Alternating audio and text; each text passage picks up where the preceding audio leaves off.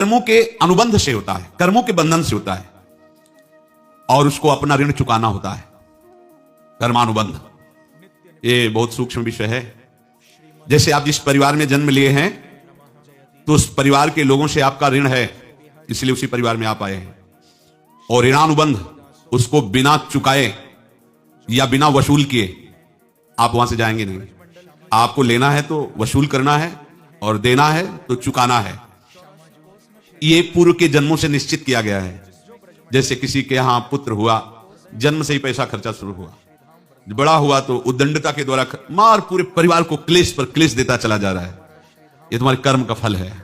या ऐसे शक्तिहीन बुद्धिहीन ऐसे पागल तुझे जीवन सेवा करो, तुमसे अपना हिसाब चुकाने के लिए वो आया है। अब परिवार के जो सदस्य जुड़े आगे, पत्नी आते ही पूरी हृदय में आनंद, परिवार में आनंद, और जीवन भर वो आनंद ही सुख देने के लिए उसका जन्म हुआ। वो अपना ऋणानुबंध मुक्त, और आते ही भयंकर क्लेश खड़ा कर दिया, बीच में दीवार और झगड़ा वैसा, फिर अतरे दिन मारपीट शुरू, कलह अशांति, पूरा जीवन नर्क हिसाब करने आए। यहां ऋण चुकाए बिना कोई जा नहीं सकता, ऋण चुकाना पड़ेगा। किसी का ऋण वसूल करना है तो किसी को ऋण चुकाना है, दोनों काम करने होते हैं। अनेक जन्मों में अनेक लोगों के साथ हमने जो बर्ताव किए हैं, अच्छे या बुरे, वो होंगे। अब किसी आदमी को हम जानते नहीं, अचानक मिला, अचानक टक्कर लगाओ, मार पीट गाली गुप्ता सब कर दिया, चुपचाप सह लो। क्यों? ये आपका हिसाब है, पूर्व का हिसाब। हमारा उससे कोई द्वेष नहीं, कोई संकल्प नहीं। अचानक घटना घटी और हमसे द्वेष करने लगा, हमें पीटने लगा, हमें गालियां दे, ये हिसाब है, चुपचाप सह जाओ। अपने घर का भाई ही भारी दुश्मन बन गया और क्लेश, हिसाब है।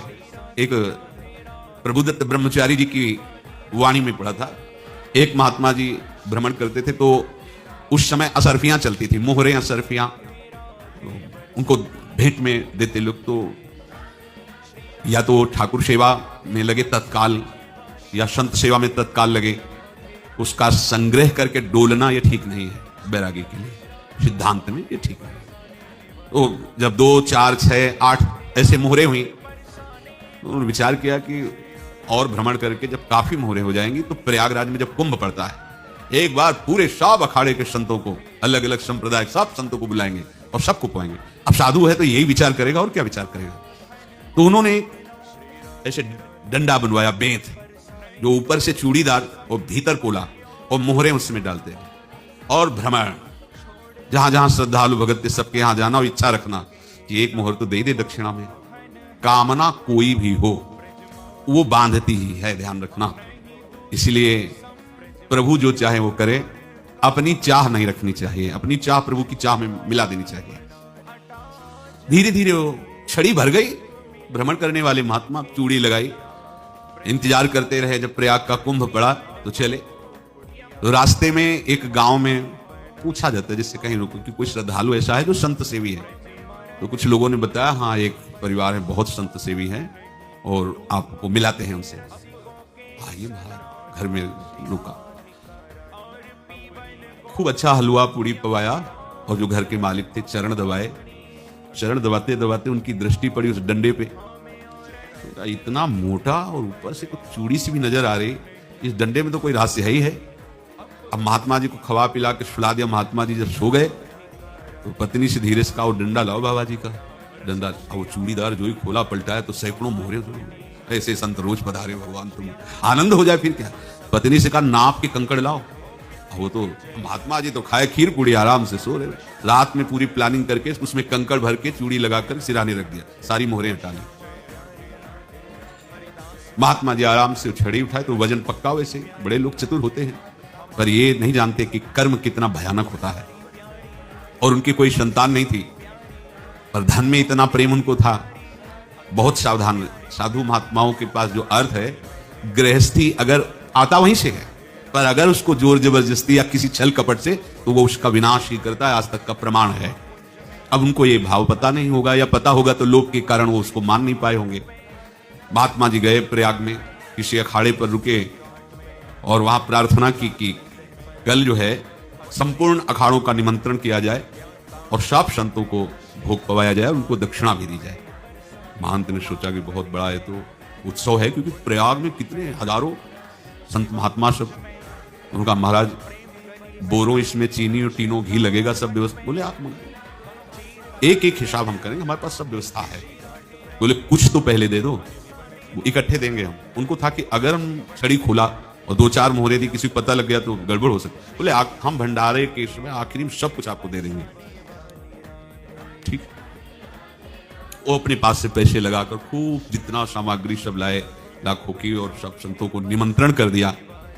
संत जन निमंत्रित हो गए, भंडारा बन रहा है। तब वहां के महंत है, उनका देखो भंडारा भी बन रहा है, संतों को निमंत्रण। अब आप अर्थ की व्यवस्था कीजिए, क्योंकि इतनी बड़ी हमारी सामर्थ्य नहीं थी जितना हमने किसी तरह हमने व्यवस्था की। अब मुझे अर्थ चाहिए, तभी आगे की व्यवस्था बढ़ेगी। संतों को दक्षिणा देंगे और जिनसे अर्थ लिया उनको दे। देखो रसोई बन गई सब। उनका छत में विश्वास नहीं तो यार चूड़ी खोली।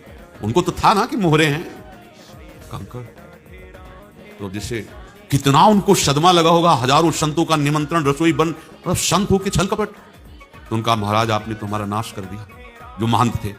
अब बताओ रसोई बन गई, संत निमंत्रित हो गए, आप ये कंकड़ दिखा रहे हैं हमको। आपने तो हमें बर्बाद कर दिया, हमारी इतनी सामर्थ्य नहीं थी, आप पहले बता देते। संत होकर ऐसा छल कपट। अब वो बोले तो क्या बोले, क्योंकि उनको पता था कि मोहरे हैं इसमें। अंदर से उनका चिंतन गया उसी सेठ के पास, अच्छा ऐसा धोखा हमारे साथ किया, भोगोगे। तो ये जो निकलता है ना भोगोगे, ये अकाट्य होता है। क्योंकि किसी का भी हृदय, मान लो किसी भी जीव जंतु को आप कष्ट दें और उसका हृदय आह भर जाए, तो वो आह वज्र की लेखे तुम्हें भोगना पड़ेगा। वो देखो भीष्म जी को भोगना पड़ेगा। सांप को ऐसे धनुष की नोक से उठाया और बबूल के कांटों के ऊपर फेंक दिया, कई दिन तक सेदा हुआ, वो आह भर करके मरा। तो आपको 6 महीने बाणों की सैया पर आह किसी की ना लेना जिंदगी। कोई ऐसा कोई आह भर करके कह दिया तुम समर्थ हो, हम तो कुछ कर नहीं सकते, और अंदर से दुख, फिर तुम्हारी सामर्थ्य काम नहीं करेगी, मिट्टी में मिला देगी। फिर ये तो संत थे, और भगवत आराधना के लिए, संत आराधना के लिए ही ऐसा किए हुए थे। अब इनका कैसे मुंह दिखाएं, अब क्या करें। सुबह संत जन आएंगे, सबके बीच में हमारी ये देखो इन्होंने, अब क्या करें। गए और संगम में जाके छलांग लगाई, अपने प्राण त्याग दिए। अब उनके तो पास मोहरे थी और व्यापार बढ़ा, और 9-10 महीने बाद ही लड़का हुआ। अब तो उनको आके संत फलीभूत हो गया। देखो व्यापार चला, लड़का नहीं होता था, लड़का भी हो गया। बड़ा आनंद छा रहा है। जब से वो प्रकट हुए और धन की वृद्धि शुरू हो गई, पढ़ाई लिखाई में उनके खर्चा हुआ, सब बस बीमारी शुरू हो गई उनके शरीर में। अब उसमें पैसा जाना शुरू हुआ। इतने आसक्त वो दोनों हो गए कि कुछ भी हो, व्यापार ठप, संपत्ति बेचना शुरू। तो उन्होंने कहा कि बेटा मैं क्या कर सकता हूं तुम्हारे लिए। बोले हमारी अंतिम इच्छा है, प्रयाग चलो, और जितने प्रयाग में संत महात्मा सबको एक बार भंडारा करवाओ। हमारी इच्छा अंतिम है, क्योंकि अंतिम यही इच्छा थी। तो बोले अब ज्यादा संपत्ति तो नहीं रह गई। तो बोले घर बेच दो, मेरे लिए ही तो है, बेच दो। मुझे लगता है मैं बचूंगा नहीं, पर मेरी अंतिम इच्छा पूर्ण कर दो। घर बेच दिया, जेवर बेच दी। वहां गए, जब संत सेवा की तो बोले मुझे संगम तक ले चलो। संगम तक ले गए और बोले समझे तुम चुराए थे और हमने उसको छीना है, कुछ नहीं रह गया तेरे पास कुछ, अब केवल ममता और आसक्ति में जलकर मर और नर्क प्राप्त कर। मैं वही महात्मा हूं जिसकी तूने मोहरे ली थी। शरीर छोड़, महात्मा को जन्म लेना पड़ा और इनको दुर्गति भोगनी पड़ी। ऋणानुबंध होश में, ऐसा नहीं कि आप जो कर रहे हैं कोई देख नहीं रहा, कोई हिसाब किताब नहीं, जो कर रहे हैं अवश्य में भोक्तव्यम। बहुत सावधान। अनेक जन्मों में अनेक लोगों से जो कुछ लिया दिया है, इस लेने देने को मिटा देने के बाद ही तुम मुक्त हो गए। इसीलिए एक उपाय है, लेना न देना, मगन रहना। क्या? मालिक को समर्पित हो जाओ, मालिक को अपना माना हुआ समर्पित कर दो, खत्म। अहम त्वाम स्वरूपापेभ्यो मोक्षयिष्यामि, सब खत्म। आगे पीछे लेना देना सब खत्म। एकादश स्कंद में भगवान श्री कृष्णचंद्र जी ने कहा, जो मेरे चरणों का आश्रय लेकर भक्त मेरा भक्ति करता है, उसके पितृ ऋण, मातृ ऋण, देव ऋण, ऋषि ऋण, सब ऋणों से मैं मुक्त कर देता हूं। बस यही एक उपाय है जो इसके बंद करने का उपाय भक्तों के लिए है, वो यही है, भगवान की शरण में होकर अपना माना हुआ पूरा भगवान के अर्पित कर दो। अर्पित करने का तात्पर्य उसमें अहम हटा दो। तुरीयम वस्तु गोविंदम तुभ्यमेव समर्पये। जिनसे तुमने सेवा करवाई है उनकी सेवा करनी पड़ेगी, जिनसे तुमने जो कुछ लिया है उनको देना पड़ेगा। ये लेने देने का व्यापार जब तक समाप्त नहीं होगा तब तक तुम्हारा जन्म मरण चलता रहेगा। अब आपको यहां समझना है, यदि आपसे किसी ने पैसे लिए बेईमानी करके नहीं दे रहा है तो आप उसको गाली मत दीजिए, आपने बेईमानी की थी इसलिए आपकी बेईमानी हुई है, ले गया, कोई बात नहीं है, बंधन से मुक्त हुए, जो बोझा था चला गया। उसको ऐसा ना देखे कि ये बेईमान हमारे रुपए मार लिए, अब जो कुछ होगा देखेंगे। अगर आप आगे नया कुछ करते हैं तो फिर आगे का हिसाब आपको भोगना पड़ेगा, ध्यान रखना। ऐसा नहीं है कि आपको भोगना नहीं पड़ेगा। एक ही उपाय है कि अब जो शरीर धारण के इसी में जो भोग ले, आगे ना होना चाहिए। तो क्या करे? सर्वतो भावेन भगवान की शरण ले ले। ये तो सर्वाणि कर्माणि मयि सन्न्यस्य मत्पराः अनन्येनैव योगेन माम ध्यायन्तु उपासते तेषामहं समुद्धरता मृत्यु संसार से। ये बड़ा कठिन है पार होना, कोई छोटी मोटी बात है? एक महात्मा बाल्यावस्था से भजन करते थे, शालिग्राम भगवान पास रखते थे और उन्हीं की आराधना करके बस पाठ नाम जप और भ्रमण करते थे। यौवन अवस्था थी, गंगा जी के किनारे अपने ठाकुर को विराजमान करके स्नान करने के लिए कपड़ा ही उतार रहे थे कि 90 लोग आ गए, भाला तलवार सब, मारो मारो इसको मारो, घेर लिया। तो उन्होंने हाथ जोड़कर कहा हमने क्या अपराध किया, कोई सुन ही नहीं रहा। तो उन्होंने कहा मार तो डालोगे ही आप 90 लोग, हमको ये अस्त्र शस्त्र तो लिए नहीं, एक बार हमें गंगा में डुबकी लगा देने दो और अपने ठाकुर को स्नान करा देने दो, इसके बाद आप मारेंगे। भगवत इच्छा से लोग रुक गए, स्नान किया और अंदर से प्रार्थना की, प्रभु ये क्या लीला है आपके सिवा मेरा कोई है नहीं और ये मुझे मारना चाहते हैं। तो भगवान ने जानते हो क्या कहा उनके अंतर में? तुम मेरे में ध्यानस्थ होकर के शरीर को छोड़ो, ये लोग मारेंगे। ये मेरे भजन का फल है कि तुम्हें 90 जन्म नहीं लेना पड़ेगा। एक ही जन्म में 90 मिलके, तुमने 90 हिंसा की थी पूर्व में, तो तुम्हें 90 बार जन्म लेना होता और एक एक करके मारते। ये मेरे भजन का प्रताप है कि एक बार में ही 90 का हिसाब हो जाएगा। तुम आंख मूंदो, मेरे ध्यान में मगन रहो, मेरे प्रताप से तुम्हें कोई चोट नहीं होगी और स्वाभाविक मूर्छावस्था में प्राण तुम्हारे छूट जाए। ऐसा ही हुआ, ऐसा हुआ। तो ये बात समझ लो कि ये जो कर्मानुबंध है, ऋणानुबंध है। अब देखो, अगर शाप महात्माओं ने दिया कि तुम्हारे वंश का इससे विनाश होगा, तो भगवान भी परम धाम जा रहे तो उसी कील से, बाण की नोक में जो मछली लील गई थी छोटा कण, उसी से की नोक बनाई और उसी नोक को प्रहार किया। भगवान के श्री चरण में वही बाण की नोक लगी और भगवान स्वीकार किया ना। भगवान का बड़ा लीला विचित्र है। अगर छुप करके उधर रामावतार में बात, तो इधर स्वीकार किया है भगवान ने। ऐसा कहीं नहीं दिखाया कि मैं भगवान हूं तो मैं अपने लिए, ऐसा नहीं दिखाया। नारद जी का हित किया पर नारद जी ने श्राप दिया तो भगवान ने स्वीकार किया। बंदरों ने ही सहायता की, जैसा बोले थे वैसा। ये लीला इस शरीर में भोगनी पड़ेगी।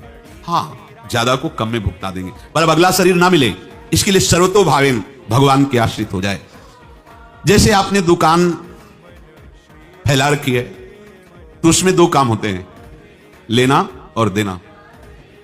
किसी को उधार दिया है तो हमें उससे लेना है, और कोई नगद देकर सामान ले रहा है तो उससे सामान देना है, या उधार लिया है तो हमें उधार देना है। अब अगर दुकान बंद करनी है तो तुम्हें देने वालों पर जोर देना है, लेने वालों पर जोर नहीं। लेने वाला तो जवाब क्षमा किया, समर्पित किया, हमारा कोई संबंध नहीं, खत्म हो जाए, वो खुशी हो जाएगा। लेकिन देने वाला तुम अगर दुकान भी उठा दोगे तो जहां भी रहोगे तुम्हारे पास वो आएगा, लाइए हमारा। तो देने पर नजर रखिए, जिसका जिसका हिसाब है वो आपके सामने आता जाए, हटाते जाओ। लेने पर नजर मत रखिए और दुकान फौरन उठा दीजिए, नहीं अगर लेते देते रहे तो चलता रहेगा। आगे चलकर कुछ लेना न देना, मगन रहना बस अपने प्रभु के चिंतन में। अब हम कैसे जाने कि किसको क्या देना है, हमें क्या पता? तो हम पूरा हिसाब जिनको पता है उनको दे देते हैं, समझ रहे हो? उनको पता है क्या लेना है क्या देना है, तो इनके पास पहुंच गया, सरकारी हिसाब से सब बराबर कर देंगे। हमको अपनी जिम्मेवारी इनकी चरणों में समर्पित कर देना है, तभी हम जीवन मुक्त होंगे। ये रहस्य की बात है। प्रभु कह रहे हैं यस्य सर्वे समारंभाः काम संकल्प वर्जिताः ज्ञानाग्नि दग्ध कर्माणं तमाहु पंडितम बुधाः।